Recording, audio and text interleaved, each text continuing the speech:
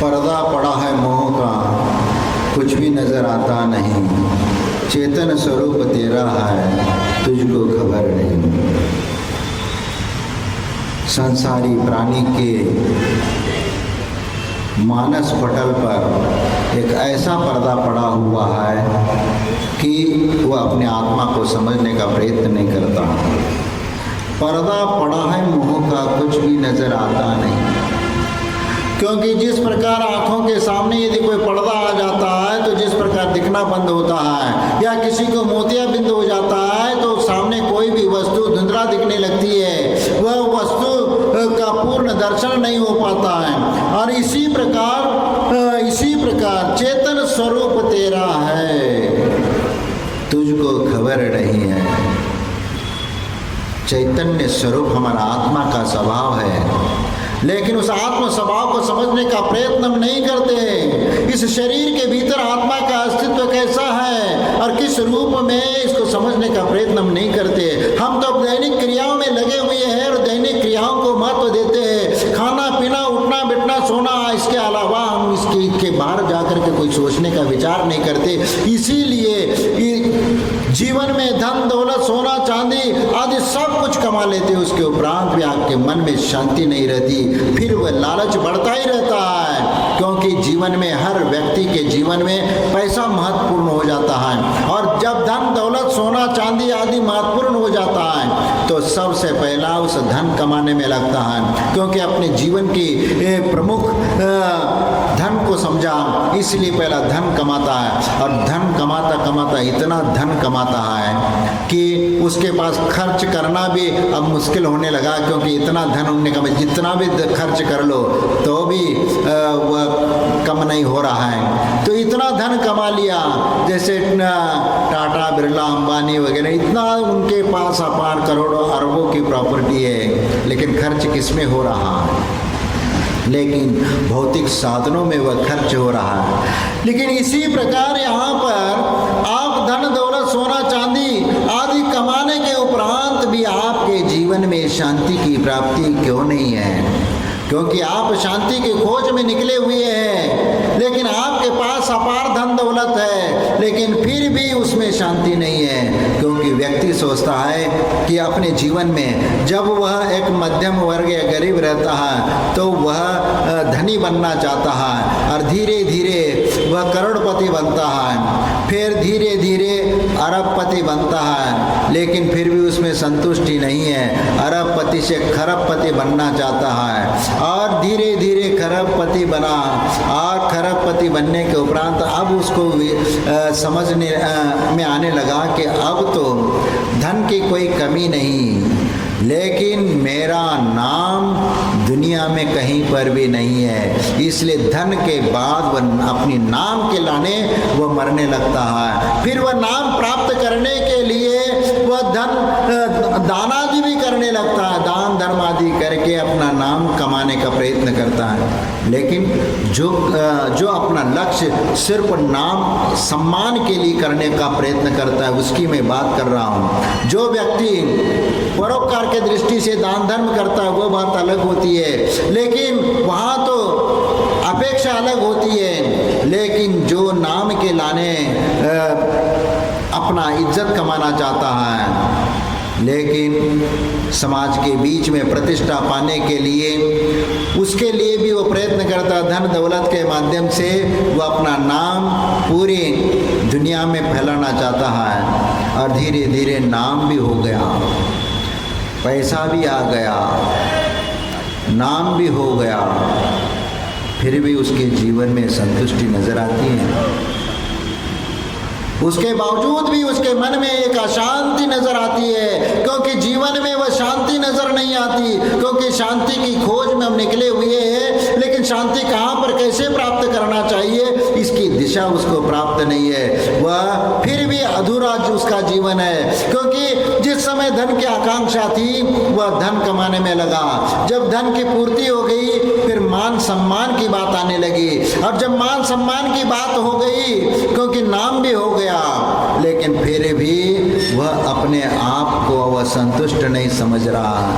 क्योंकि कहीं ना कमी खल रही है, क्योंकि कहीं ना कहीं जो हमें एक आत्मिक सुख मिलना चाहिए वहाँ पर वह नहीं प्राप्त हो रहा है। इसीलिए आखिरी में इस सब का विसर्जन करना पड़ेगा और आध्यात्म की ओर चलना पड़ेगा, तब आत्म शांति की प्राप्ति हो जाएगी।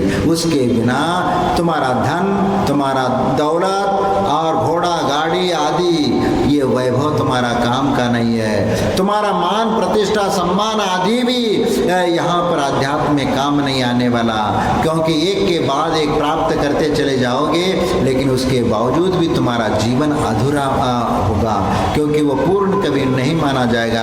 क्योंकि जब तक उस आत्म सिद्धांत को प्राप्त नहीं कर पाएंगे तब तक वह आत्म शांति की प्राप्ति नहीं होगी। इसीलिए फिर तीसरे चरण की ओर हम जाते हैं कि इतना सारा कर लिया, इतना सारा सब कुछ भोग लिया, इतना सारा नाम ख्याति पूजा प्राप्त कर लिया, लेकिन फिर भी जीवन में एक कमी महसूस हो रही है, और वह है कि सुख और शांति। और सुख और शांति कहाँ प्राप्त की जाए? तो आखिरी में तुम्हें उसी पे आना पड़ेगा जहाँ से तुमने स्टार्ट किया था, जहाँ से तुम्हारा अपना जीवन प्रारंभ किया था, वहीं से तुम्हें आना पड़ेगा। और सब कुछ छोड़ छाड़ करके, एक अकिंचित बन करके और एक सब धन दौलत का त्याग करके तुम्हें अध्यात्म को स्वीकार करना पड़ेगा। और अकिंचित बन करके जब अध्यात्म की ओर मुड़ोगे और भगवान की भक्ति में तल्लीन हो जाओगे, तो उसमें जो आनंद मिलेगा वह एक अलौकिक आनंद होगा, और उसी आनंद को पाने के लिए तुम प्रयत्न करते हैं। एक उदाहरण मुझे याद आ रहा है कि एक सेठ बहुत बड़ा धनवान, धन दौलत की कोई कमी नहीं, घोड़ा गाड़ी की कोई कमी नहीं, हर भौतिक साधनों का अंबार उसके जीवन में सब कुछ है, लेकिन फिर भी एक मन में एक अशांति है। और उस अशांति को दूर कैसे करे, क्या करे, इसी चिंता में वह दिन रात वह खाना पीना भी उसका दुबर हो गया। ऐसे में उसका जो एक मित्र था, उस मित्र अत्यंत निकट मित्र था, और उस मित्र के पास अपना दुखोटा कह देता है, और मित्र भी अपने दोस्त की समस्या को देख करके उसको दूर करने के लिए उससे वह कहता है कि ठीक है, देखो जीवन में इस प्रकार की समस्याएं आती है, लेकिन इसका समाधान भी कहीं ना कहीं प्राप्त हो जाता है, तो कहाँ पर कैसे करें? तो उस मित्र ने कहा कि चलो एक संत है, पहुँचे हुए संत हैं, और उस संत के पास हम चलते हैं, वो कोई ना कोई मार्ग हमें बता देंगे, कोई ना कोई दिशाबोध हमें दे देंगे, और उसके अनुसार यदि हम चलेंगे तो निश्चित हम अपने जीवन में कुछ ना कुछ प्राप्त कर लेंगे। उनने कहा कि ठीक है। ऐसा कह करके वह दोस्त वह अपने मित्र सेठ को वह संत के पास ले जाता है। एक आश्रम में पहुंच करके वो संत के चरणों में पहुंचे, नमस्कार आदि किया, और उनके पास बैठ करके वह कहने लगे कि गुरुदेव एक समस्या है। और वो व्यक्ति कहने लगा कि महाराज भगवान, हमारे पास धन दौलत की कोई कमी नहीं, खाने पीने की भी कोई कमी नहीं, और अपार धन दौलत और सब कुछ भौतिक साधनों का सुख है, लेकिन मन में शांति नहीं। इतने सारे बड़े बड़े फैक्ट्रियाँ मेरे पास है, लेकिन इसके बावजूद भी मुझे शांति नहीं है। तो आप शांति का मार्ग मुझे कुछ बता दीजिए, ताकि मैं अपने मन को शांत कर सकूं। गुरुदेव ने कहा कि ठीक है, कि तुम यदि शांति पाना चाहते हो तो मैं तुम्हारे लिए कुछ साधना बता दूंगा। पहला ये बताओ, तुम अपना घर परिवार छोड़ करके क्या इस आश्रम में रहना पसंद करोगे? उनने कहा कि गुरुदेव, मैं तो आत्म शांति और परमात्मा को पाने के लाने सब कुछ मैं छोड़ सकता हूँ, क्योंकि परमात्मा को पाने के लिए ही तो मैं यहाँ पर आया हूँ, और मैं वह आत्म शांति पाना चाहता हूँ जो भगवान को प्राप्त हुआ है। उस परमात्मा को पाने के बाद मुझे भी वह शांति मिल जाएगी, इसलिए मैं उस परमात्मा को पाने के लिए आपके चरणों में आया हूँ। आप मुझे दिशा को दीजिए, और उसके अनुसार चल करके मैं भी अपना आत्मा का कल्याण करना चाहूँगा। तो उन्होंने कहा कि ठीक है, कल से मैं तुम्हें साधना बता दूंगा और उसके अनुसार तुम साधना करके अपना आत्म शांति को प्राप्त कर लेना।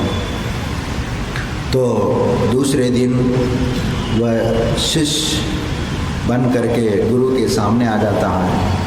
गुरुदेव, मैं उस परमात्मा का पाने की चाह रखता हूँ, आत्म शांति को पाना चाहता हूँ, आप मुझे वह स्थान बताइए, हमें वह साधना बताइए कि मुझे क्या क्या करना पड़ेगा।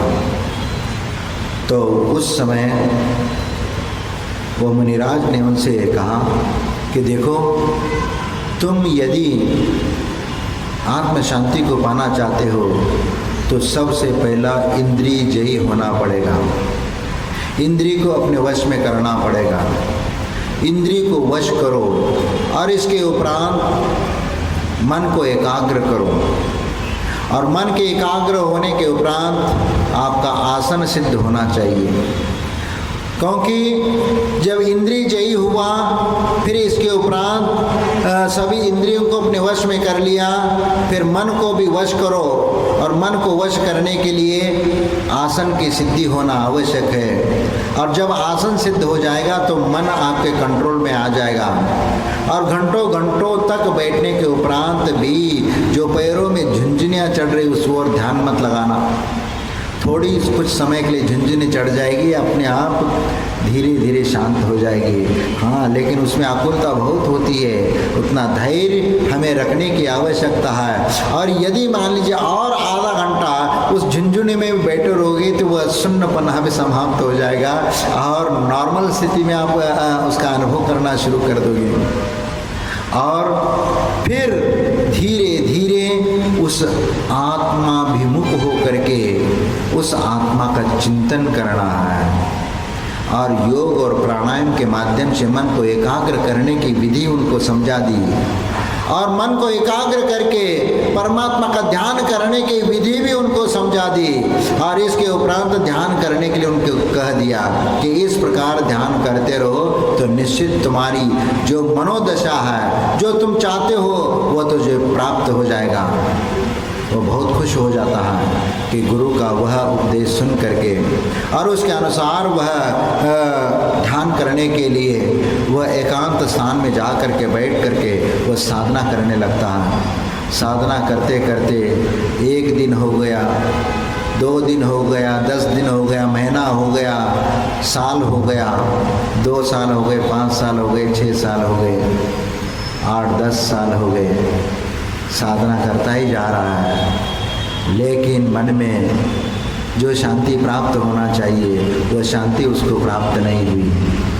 तो उसके मन में एक विकल्प आने लगा कि गुरुदेव, आपने कहा था जिस प्रकार की साधना आपने बताई उसी प्रकार की साधना करते करते 10-12 साल व्यतीत हो गए, लेकिन आज तक वह आत्मानुभूति या परमात्मा की प्राप्ति अभी तक नहीं हो पा रही है। इसका कारण क्या है?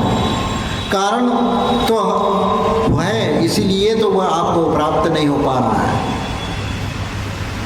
और वह कहता है कि गुरुदेव, आपके बताए हुए साधना के अनुसार करते करते 12 साल व्यतीत हो गए, लेकिन इसके बावजूद भी मन में शांति क्यों नहीं मिल रही है?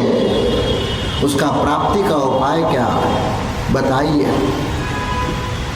गुरुदेव ने कहा कि देखो, जो हमने साधना बताई है, जो मार्ग मैंने तुम्हें आपको दिखाया है, उसी मार्ग पर तुम्हें चलना पड़ेगा, और परमात्मा की प्राप्ति या मन की शांति उसी रास्ते पर चलने पर निहित है। और इसीलिए जो साधना तुम्हें बताई है, योग और प्राणायाम के माध्यम से मन को एकाग्र करने की विधि जो तुम्हें समझाई गई है, उसी प्रकार तुम्हें ये करना है, और तभी तुम्हें उस परमात्मा की प्राप्ति होगी। गुरुदेव आज भी वही बात बता रहे हैं और कह रहे हैं कि यही मार्ग है, यही साधन है, यही माध्यम है, और इसी के माध्यम से तुम्हें परमात्मा की प्राप्ति होगी। तो दोबारा वह ध्यान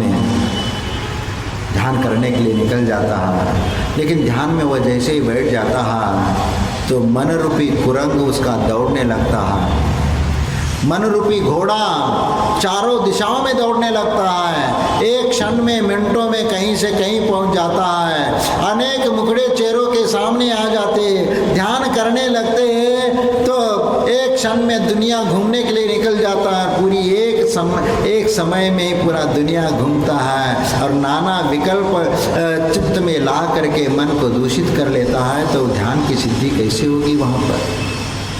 जब चित्त की एकाग्रता ही नहीं है तो चित्त जब तक एकाग्र नहीं होगा तब तक ध्यान की सिद्धि कैसी होगी?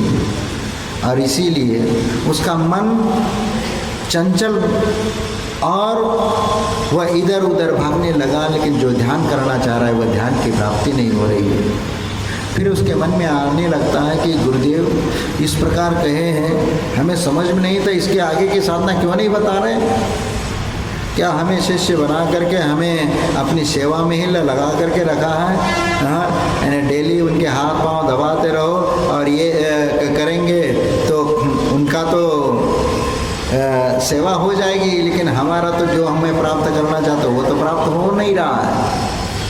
मन में गुरु के प्रति भी विकल्प उनके जन्म लेता है कि वह एक नज़रिया से गुरु को देखने लगा, कि गुरु को वह ये देखने लगा कि ये गुरु अपनी सेवा वैयावृत्ति के लिए ऐसी साधना बता करके हमें यहीं पर फंसा करके रखा है। 12 साल से साधना कर रहा हूँ फिर भी कोई असर नहीं पड़ रहा है। क्या ये झूठी मूठी ऐसा ही उपदेश दिया है क्या? क्योंकि आजकल की दुनिया में ऐसे बहुत सारे साधु हैं जो तुम्हें ठगने में लगे हुए हैं।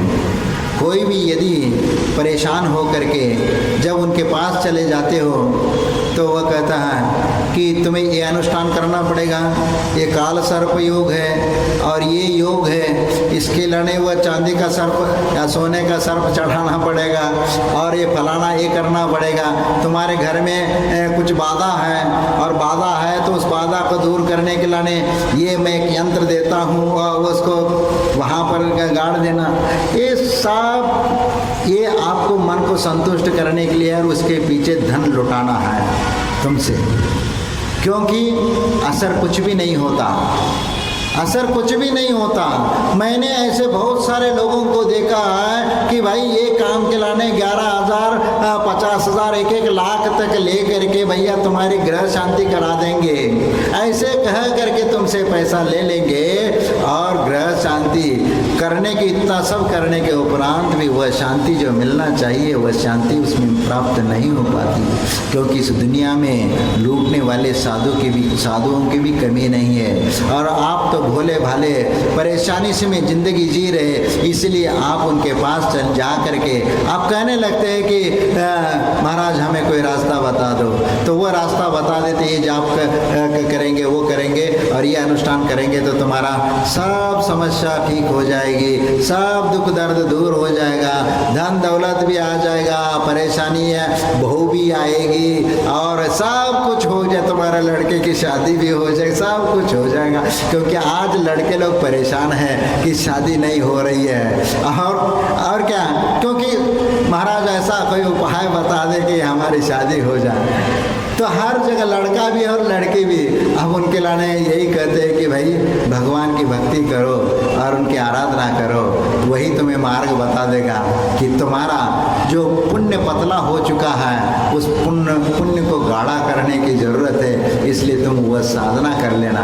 इसीलिए मन जब चंचल हो जाता है तो हम कहीं पर भी जा करके रास्ता ढूंढने का प्रयत्न करते हैं, लेकिन एक सच्चे साधु आपको कभी भी गुमराह नहीं करेगा, वह गलत रास्ता नहीं बताएगा, क्योंकि वह कहेगा यदि ऐसा करने लग जाए तो वह किसी गृहस्थ को धोखा नहीं देना चाहता, क्योंकि उसका उद्देश्य सच्चा है, क्योंकि वास्तविक दुख दूर करने का उसका दृष्टिकोण रहता है, इसलिए वह सही मार्ग बताता है। क्योंकि इन दंत फंदों में पड़ करके तुम अपना अपव्यय करोगे, धन का अपव्यय होगा, क्योंकि सब कहीं भी जाओगे तो वह दक्षिणा तुम्हें रखनी ही पड़ेगी।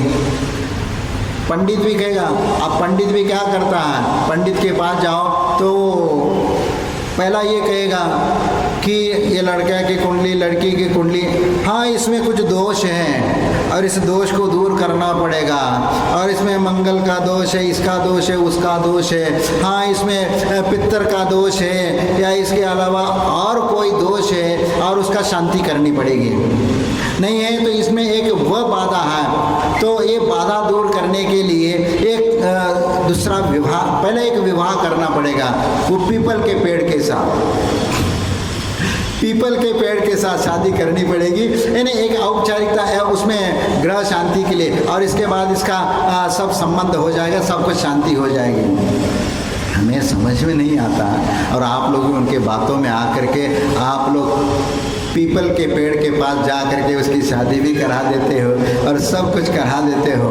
हाँ, तो इस प्रकार कर करके आप अपने जीवन को कहाँ पर किस दिशा में ले जाते हो और हमें समझ में नहीं आता, और सब मिथ्या कर्म करने के लिए भी हम तैयार हो जाते हैं, क्योंकि घर में एक शांति प्राप्त हो जाए, सुख सुविधा प्राप्त हो जाए, और इसके लाने वह सब कर्म करने के लिए तैयार हो जाते हैं। और इसीलिए ऐसे कर्मों के चक्कर में फंस करके वह शांति घर में प्राप्त नहीं हो पाती। इसीलिए मैं आप लोगों से एक सलाह देता हूँ, यह विघ्नोगा प्रणम्याति शाकिनी भूतपन्नगा विषम निर्विष्टाम्याति स्तूयमाने जिनेश्वरे। सभी प्रकार की बाधाएं, विघ्न बाधाएं और भूत व्यंतर पिशाच आदि की बाधाएं भी जिनेंद्र भगवान के दर्शन करने से, उनकी स्तुति करने से, उनकी भक्ति करने से सब बाधाएं दूर होती, सब मनोकामनाएं भी पूरी होती है। और इसीलिए आप जिनेंद्र भगवान की आराधना में विश्वास रखो,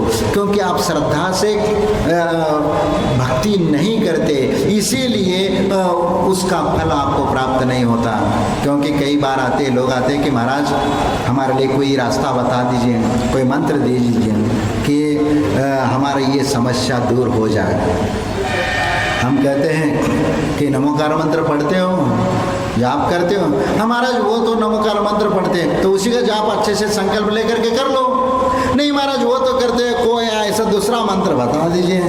हमें समझ में नहीं आता, जिस मंत्र जो महामंत्र है, सभी मंत्रों का राजा है, उसके ऊपर ही विश्वास नहीं है तो दूसरे मंत्रों के जाप करने से क्या फल मिलेगा? इसी मंत्र को पढ़ करके कई ऐसे अन्य लोग आपको झाड़ा फूकी करके जहर उतार रहे और वो काम करा रहे। लेकिन हम जैन कुल में जन्म लेकर के उस नमोकार मंत्र के ऊपर हमारा विश्वास नहीं है। और जब तक आपका विश्वास दृढ़ नहीं होगा तब तक कोई भी किसी कार्य की सफलता नहीं होगी। इसलिए जिस दृढ़ता के साथ तुम देव गुरु शास्त्र के ऊपर श्रद्धान करोगे और उनकी आराधना और भक्ति करोगे, तभी आपका वह सम्यक दर्शन सुरक्षित रहेगा और सब प्रकार की बाधाएं भी आपके जिनेंद्र भगवान की भक्ति और स्तुति से ही दूर होगी। इतना विश्वास हमारे भीतर होना चाहिए, उसी समय सब बाधाएं दूर हो जाएंगी। लेकिन हम उतना विश्वास नहीं रखते। जैसे तुम्हारी दशा वैसी उस सेठ की भी दशा थी। वो भी बेचारा क्या करता, वह किसी के बातों में आकर के वह आया था साधु के पास और वह भी ऐसी धारणा करने लगा उस अपने गुरु के प्रति। वह मन में यही विकल्प करने लगा, ये गुरु मेरे लिए जो मार्ग बताया, साधना बताया, उस साधना के माध्यम से मुझे वह परमात्मा की प्राप्ति हुई होगी क्या नहीं होगी, वह शांति मिलेगी क्या नहीं, यही विकल्प लेकर के वह वहां पर खड़ा है। लेकिन अब इसके मन में एक विकल्प आया कि अब तो मैं गुरु के पास जा करके मैं जरूर उनके साथ बहस करूंगा। ऐसे कह करके दोबारा गया और गुरु जी कहने लगा, गुरुदेव आपने जो साधना बताई वो साधना करते करते 12 साल व्यतीत हो गए, उससे भी ज़्यादा समय हो गया, लेकिन आपने परमात्मा की प्राप्ति का रास्ता बताया था, शांति का मार्ग बताया था, लेकिन आज तक वह शांति प्राप्त हुई न परमात्मा की प्राप्ति हुई। तो आप बताइए कि उस परमात्मा की प्राप्ति कैसे होगी? अब इतने दिनों साधना करने के उपरांत भी वो प्राप्त नहीं हुआ तो कैसे प्राप्त होगी? क्या ये क्या छलावा है, क्या क्या है ये? गुरु ने उसकी आकुलता और गुस्सा देख करके उन्होंने कहा कि शांत हो जाओ, तुम्हें बता देंगे, तुम्हें समझा देंगे। अभी थोड़ा सा, अभी जैसा मैंने बताया है वैसे ही थोड़ा सा कर लेना, कुछ समय और कर लेना, फिर हमें मैं बता दूँगा। फिर कुछ दिन 2-4 दिन निकल गए और उसके उपरांत उस आगंतुक शिष्य को गुरु ने कहा कि शिष्य को संबोधित करते हुए कहा कि चलो आज आश्रम के बाहर थोड़ा सा घूम करके आते हैं, जंगल में विचरण करके आते, थोड़ी सी शुद्ध हवा लेकर के, थोड़ा सा चलना भी हो जाएगा, व्यायाम भी हो जाएगा, घूमना फिरना भी हो जाएगा और प्रशस्त हवा का आनंद भी ले लेंगे। तो इस भावना को लेकर के वहाँ से वह निकलता है और वह शिष्य को भी कहता है कि तुम भी साथ में चलो। और साथ में गुरु आगे चल रहे, शिष्य पीछे चल रहा है, क्योंकि जंगल में पगडंडी के रास्ता और कांटों कूटों का रास्ता है और उनमें से रास्ता निकलते निकलते जंगल से घूमते हुए इधर से उधर, उधर से ऐसे परिभ्रमण कर रहे हैं। और ऐसे परिभ्रमण करते करते वह गुरु आगे चल रहे, शिष्य पीछे चल रहा है और अचानक शिष्य के पैर में बहुत बड़ा कांटा चुभ जाता है। और जैसे ही कांटा पैर में चुभ जाता है तो वैसे ही पैर पकड़ करके गुरु चिल्लाने लगता है, गुरुदेव गुरुदेव पैर में कांटा चुभ गया, बहुत दर्द हो रहा है, बहुत दर्द हो रहा है। तो गुरु ने उसकी आवाज़ सुन करके रुक गए और उसके पास आ गए और कहने लगे क्या बात हो गई, क्या हुआ? उन्होंने कहा कि गुरुदेव पैर में कांटा चुभ गया और बहुत दर्द कर रहा है, बहुत दर्द कर रहा है, बहुत दर्द कर रहा है। थोड़ा धीरज रखो और जो कांटा चुभा है ना उसको निकालो। गुरुदेव उसको निकालने की क्षमता नहीं है, क्योंकि जैसे ही उस कांटे को पकड़ लेता हूँ वैसे दर्द करने लगता है, तो मेरे हाथों में तो वो ताकत नहीं कि खींच सकूँ। गुरुदेव ने उसको कहा ठीक है, थोड़ा शांति रखो, धीरज रखो, आंख बंद कर लो। और गुरुदेव बैठ गए और उसका पैर उठाया, देखा कि बहुत बड़ा अच्छा मोटा कांटा उसके पैर में चुभा है, गहरा चुभा है। तो उन्होंने आंख बंद करा और सांस को थाम के रखो। और गुरुदेव ने उस कांटे को पकड़ करके एक झटके में उसको बाहर निकाल दिया और उसको थोड़ा सा अंगूठे से उस स्थान पर दबा दिया आजू बाजू, तो उसमें से खून भी बाहर निकल आया। जो उस कांटे के संसर्ग में आ करके जो खून गंदा हुआ था वह खून बाहर आ जाता है। गुरुदेव ने पूछा कि अब कैसा लग रहा है? हाँ गुरुदेव, अब तो अच्छा लग रहा है, क्योंकि कांटा निकल चुका। स्वयं तो निकाल नहीं सके लेकिन निकालना पड़ा, तभी तो उसको शांति मिली। तो गुरुदेव उसको समझाते हुए कहा कि देखो सेठ जी, तुम घर बार परिवार छोड़ करके यहाँ पर आए हो, उस परमात्मा को पाने के लिए, आत्म शांति को पाने के लिए आप यहाँ पर आए हो, लेकिन तुम्हारे मन में जो विकल्प है घर का, परिवार का, दुकान का, मकान का, सब वह विकल्प तुम्हारे मन में आज भी है। वह विकल्प तो अभी तक नहीं छूटा तुम्हारे, क्योंकि तुम्हारे मन में क्रोध के, मान के, माया के, लोभ के ये सब कांटे चुभे हुए हैं और इतने घेरे चुभे हुए हैं कि उन कांटों को आप निकालना नहीं चाहते और उखाड़ करके फेंकना नहीं चाहते। इसीलिए वह तो तुम्हें परेशान करेंगे, तुम्हें दुख देंगे, तुम्हें कष्ट देंगे, लेकिन आप उसको समझना नहीं चाह रहे। इसीलिए तुम्हारे मन में जो शांति प्राप्त होना चाहिए वह शांति आज तक प्राप्त नहीं हुई, और तुम तो वास्तविक शांति पाना चाहते हो। तो सबसे पहले तुम्हारे भीतर के ये जो राग द्वेषादि कषाय है, मोह माया ममता है, ये बड़े बड़े कांटे चुभे हुए हैं, इन कांटों को निकाल करके फेंक दीजिए। फिर मुझे बता देना कि तुम्हें शांति मिलती है क्या नहीं मिलती, और तुम्हारे लिए परमात्मा की प्राप्ति होगी क्या नहीं होगी, क्योंकि ये एक माध्यम है और इसके माध्यम से तुम प्रयास करिए और उसके माध्यम से तुम्हें वह आत्म शांति मिल जाएगी। तो उस सेठ को समझ में आ गया कि मैं यहाँ तो आया हूँ, लेकिन घर की चिंता, परिवार की चिंता, मोह माया ममता क्रोध और जो फैक्ट्री है और इतने उन फैक्ट्रियों का विकल्प, क्योंकि अब बच्चे कैसे चलाएंगे, वो उनको चला पाएंगे नहीं चला पाएंगे, अभी भी घर का मोह छूटा नहीं है, तो कैसे आत्म शांति प्राप्त होगी। इसीलिए आत्म शांति पाने के लिए घर परिवार का जितना भी विकल्प है उस विकल्प को पूर्ण रूप से छोड़ना होगा। और हमारे भीतर में किसी को लेकर के जो मन में कषाय भाव उत्पन्न हो जाते हैं, वो कषाय भाव उत्पन्न नहीं होना चाहिए। हम किसी के प्रति यदि राग और द्वेष भावना रखते हैं तो वह हमेशा वह राग और द्वेष की भावना हमारे मन में कभी नहीं आना चाहिए। यदि हमारे समता सहिष्णुता आदि गुण ही हमें धारण करना चाहिए, चाहे कितना भी शत्रु आप तुम्हारे सामने आकर के खड़ा हो जाए, लेकिन उसके प्रति भी शत्रुता का भाव भी मन में नहीं आना चाहिए। यही तो तुम्हारी साधना है, यही तो तुम्हारी तपस्या है। लेकिन ये साधना और तपस्या हम नहीं कर पाते हैं, क्योंकि जैसे ही वह शत्रु नजर आता है सामने, तुम्हारे भूमे तन जाते हैं और कहता है कि इसको तो मैं दिखा करके रहूंगा, इसका तो कांटा निकाल करके रखूंगा और समय थोड़ा आने दो, मैं इसको दिखा दूंगा। ऐसे मन के द्वारा भी हम हिंसा करके बैठ जाते हैं। भले प्रत्यक्ष रूप में द्रव्य की हिंसा हो या न हो, लेकिन मन के द्वारा हम हिंसा कर बढ़ जाते हैं और उसके माध्यम से हम कर्म का बंध भी कर लेते हैं। और इसीलिए ऐसे कर्म बंध हमें नहीं करना है, क्योंकि अपने मन को संयत रखना है, समता सहिष्णुता आदि गुणों से उसको मंडित करना है, तभी तुम्हारा मन शांत हो सकेगा और आत्म शांति प्राप्त हो सकेगी। और उसके लिए हमारे भीतर के क्रोध मान माया लोभ के मोह माया ममता के जो कांटे चुभे हुए हैं, उन कांटों को उखाड़ करके फेंक दीजिए, फिर देख लेना आत्म शांति प्राप्त होती है क्या नहीं होती है, फिर मुझे आकर के बता देना।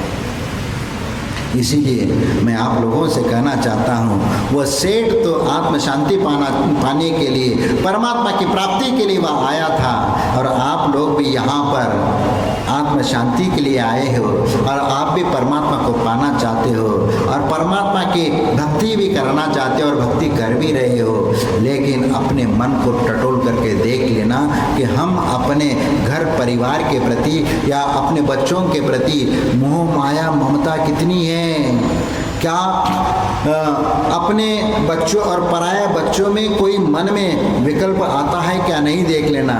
एक तुम्हारा बेटा तुम्हारे सामने खड़ा है और एक तुम्हारा पड़ोस का बेटा भी उसके सामने खड़ा है और तुम्हारे हाथ में दो लड्डू है, एक मोटा है एक छोटा है।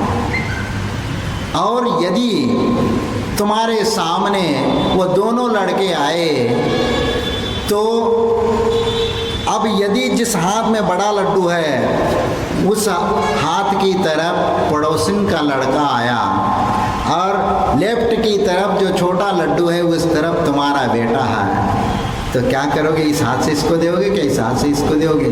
क्या ऐसा करोगे क्रॉस?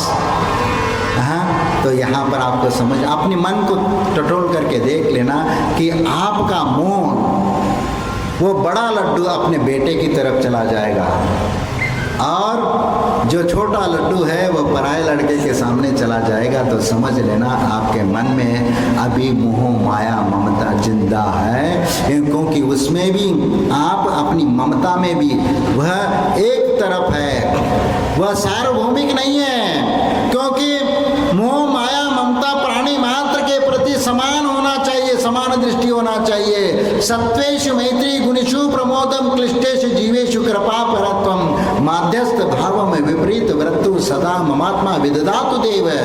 इसीलिए सभी प्राणी मात्र के प्रति कल्याण की भावना होना और गुणी जनों के प्रति प्रमुदित गुण होना, और जहाँ विरोध है वहाँ पर माध्यस्थ भाव रखना, जो समझता नहीं है उससे दूर रहना और समता भाव धारण करना, ये सब गुण है भगवान मुझे ये गुणों को मुझे आप प्राप्त करा दीजिए। तो तो मैं अपना आत्मा का कल्याण कर पाऊंगा। इस प्रकार की यदि भावना करेंगे तो निश्चित तुम्हारा वह जीवन सार्थक हो जाएगा, तुम्हारा वह साधना और तपस्या साकार हो जाएगी। और इसीलिए मैं आप लोगों से यही कहना चाहता हूँ कि ये मोह माया ममता जो है यही तो हमारे लिए संसार को बढ़ाता है, ये दुख देता है, इसको हमें समझना है। और यदि स्वयं अपने आप को भीतर आकलन करना है तो अपने आप से विचार कर लेना कि यदि अपनों के प्रति या पराये के प्रति हमारा दृष्टिकोण कैसा है।